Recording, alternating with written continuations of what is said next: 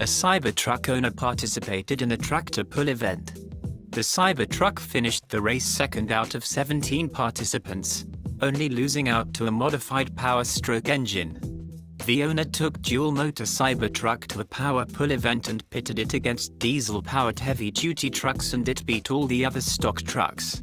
The goal is to pull the weighted sled more to the end of the 330-foot track. This is considered a full pull.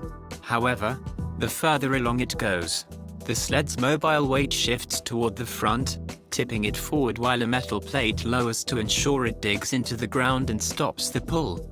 For a truck to be a good puller, more weight is an advantage, as a more torque and better traction from the tires.